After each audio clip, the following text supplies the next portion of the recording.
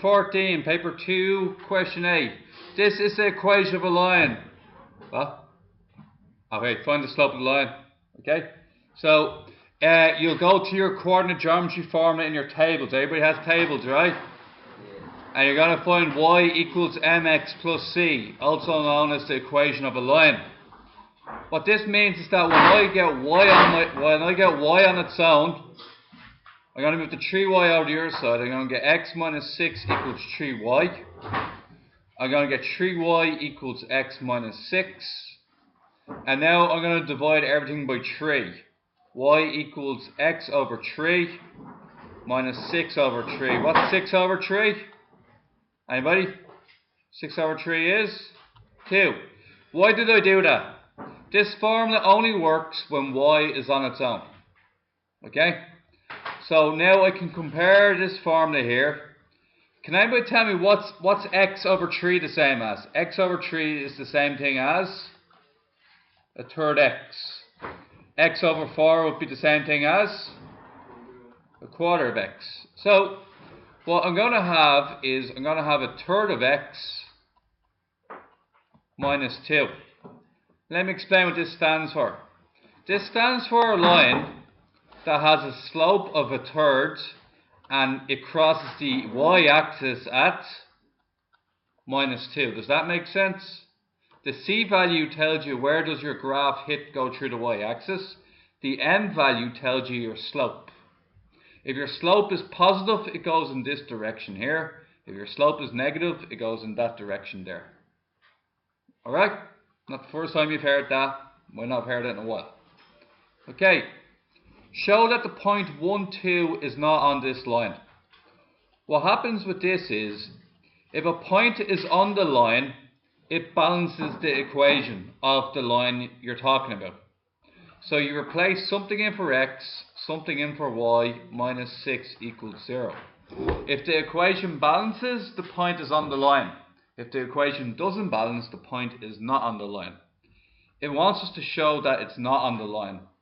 So we're expecting it not to balance. Everybody got that? So it's going to be 1 in for x, because the x value is 1 and the y value is minus 2. 1 plus 6 minus 6 equals 0.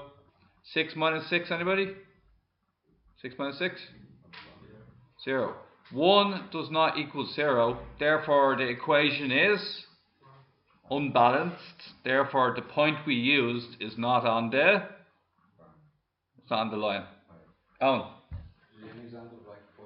I'm going to make up, this is not part of the question now, but what I'm going to do next is I'm going to make up a point that would be on the line. The point I think that would be on the line would be this. I think the point 3 minus 1 would be on the line. Now let me show you. 3 minus 1, everybody ready? Replace x with, anybody? What do we replace x with this time? Replace x with 3 and y with minus 1. 3 minus 3 by minus 1? Minus 6. What's 3 plus 3 minus 6? 3 plus 3, it's 0. 0 equals 0, what does that mean? Is it balanced, guys? The equation is balanced, and if it's balanced, therefore it must be on the line. So this point is actually on the line. Is that right? Now, can anybody tell me what does the word in the next question, what does the word parallel mean? The word parallel. Nobody knows what the word parallel means. Huh? Same slope, same direction. Okay? So, what this means is we used to have a line L. This line L was going this direction here, and it has the point 3 minus 1 on it. Would everybody agree with that?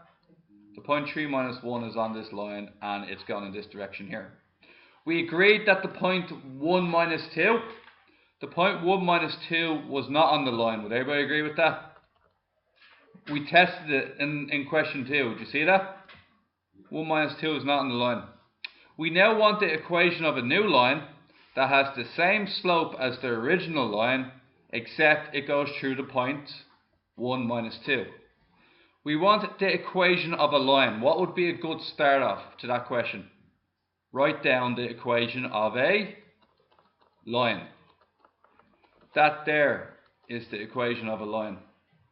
To use the equation of the line, you need to know three parts. You need to know the y1 value, you need to know the x1 value, and you need to know the m value. What value do we know right away? The word parallel, what does that give us? Same slope. What was the slope of the original? Slope was 1/3. The m value before the x. So the slope is 1/3. So we know that that's 1/3. What's the x1 value? X1 value, anybody? X1, Y1 has to be a point that's on this line. What point is definitely on this line? 1 minus 2. 1 is therefore your X1 value, and minus 2 is your Y1 value. Or, yeah, Y1 value. What's minus 2? Plus 2. 1 multiplied by X. 1 multiplied by minus 1, anybody? X minus 1 all over 3. The 3 stays on the bottom. What can we do to both sides to get rid of the 3? You can do it two ways. You can do it like this. What you do to the top, you must do to the bottom. Or you could cross multiply, where you bring the 3. 3 is division on the left, which makes it multiplication on the right. That was that cross multiplication thing some of you were asking me to go over. So that's an example of cross multiplying right there. Okay. Now what happens next? The 3 is gone. We transferred it over. What happens next? Equals x minus 1. Bring them all over one side. The 6 and the 3y can go over that side. 0 equals x minus 3y minus 1 minus, which is, and that's the same thing as saying this here. Everybody happy enough with that? Okay, there's a couple of those questions to test yourself, and that covers that pretty good. Okay, moving on. This one here, a bit more abstract, more about the likes of alternate angles, opposite angles, you name it. Okay. Prove that the triangle PNM. So this triangle here, I want to prove that it's the same size, similar, yeah? I want to prove that it's similar to which triangle, guys? Sorry? PQR, okay? So PQR being this one here. So black triangle equals red triangle. Let's begin. So what we can say is that we can just label them. If you want, you can label them with numbers. Angle 1, angle 2, angle 3, angle 4, angle 5, angle 6. Everybody happy with that? Okay. That's a 5, by the way. This is a 5, that's a 4, and that's a 6. Okay. I'm going to start off with MNP. What is MNP? Angle 6 is equal to PRQ, angle 2. So, angle 6 equals angle 2. Reason? Nope. It's given. It tells you. If I wrote that there, then it's alternate angles, but it's just given to you. Okay? Can anybody tell me, as it turns out the lines will be parallel, but we have to prove that they're parallel. Can anybody tell me why angle 4 is equal to angle 3? Or sorry, angle 3 equals, angle 4 equals angle 3. No. The letter X, otherwise known as opposite angles. We now have proved that two angles are the same. What does that mean automatically about the third one? So angle 1 will have to equal angle 5 because all triangles add to 180 degrees.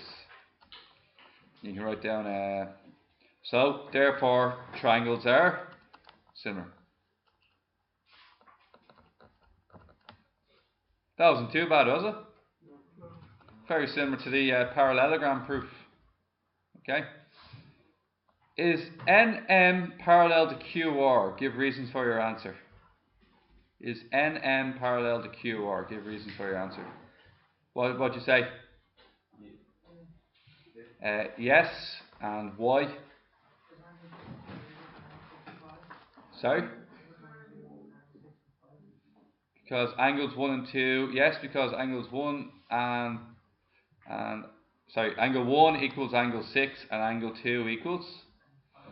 Yeah, what I would say as well is that's not necessarily true now, Higgins, alright? There's another reason as well. Let me show you something, alright?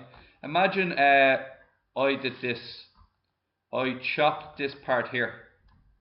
It's still the same shaped triangle, isn't it? Yeah. And what happens if what happens if I moved it somewhere else? Oh.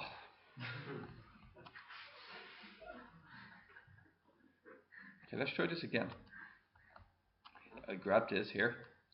Now imagine I moved that triangle. Imagine it's now gone. Okay, let's try this one more time. There we go, third time lucky, right? Imagine I moved it here, Higgins, yeah? Would you agree that this angle is still the same shape as the red one? What happens if I turn it around a little? Is it still the same shape? Are they still the same angles? Are they parallel now? Okay, so that's not enough. It's not enough to say what you said. Okay, so we gotta write something a bit more concrete. Okay, yes, because both triangles share a common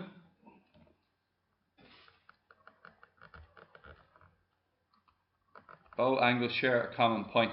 Okay, to both share a common point. Okay, and angle 4 equals angle 3. Do you see the angle 4 and the angle 3? By having angle 4 and angle 3 the way they are, that fixes these two lines like so. Would you agree with that? Angle 4 equal angle 3 fixes those two lines on a certain path, okay? And then I'll need a bit more room, so I'm going to go down here, right? And just get through that. Angle 1 equals angle 5 and angle 2 equals angle 6. Therefore, they must be parallel because they share that fixed point.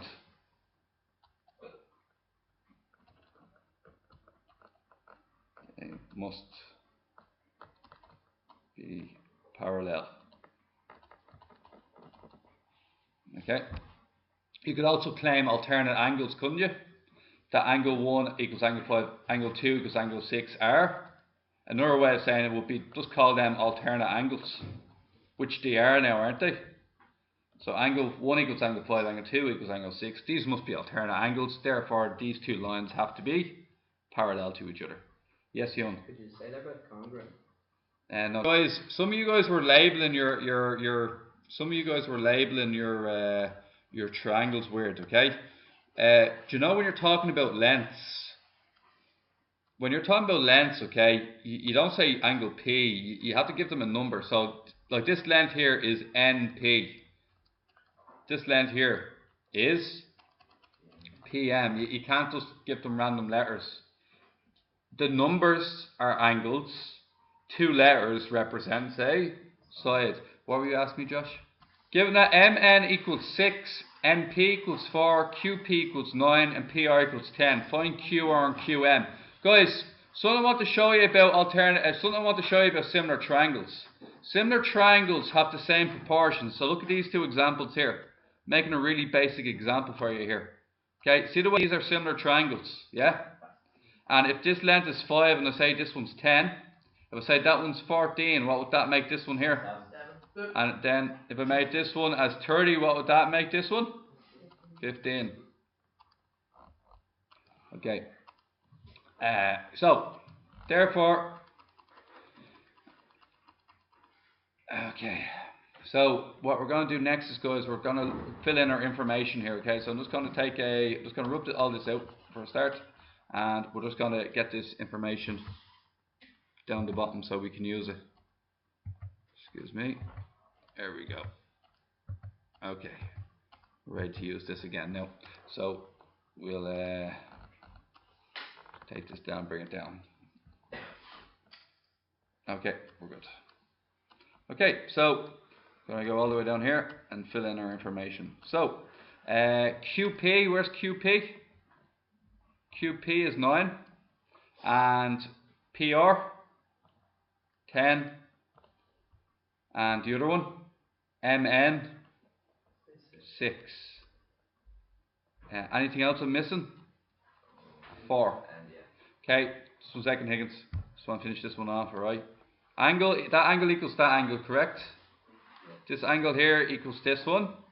There, and this one here equals that one. There. In between the dot and the angle sign is the number 4. In between the dot and the angle sign on the other one is 10. 10 divided by 4. This means that the bigger triangle is 2.5 times bigger than the small one. So what's 6 multiplied by 2.5? That one there is 15. And what's 2.5 times smaller than 9? 9 divided by 2.5? 3 point something. We'll go for 3.6. There's your angles. There's your lengths there. QR is going to be. Wait a minute. Yeah, QR is 15. And QM. QM. Oh, Q to M is 9 plus, which is 12.6. Higgins.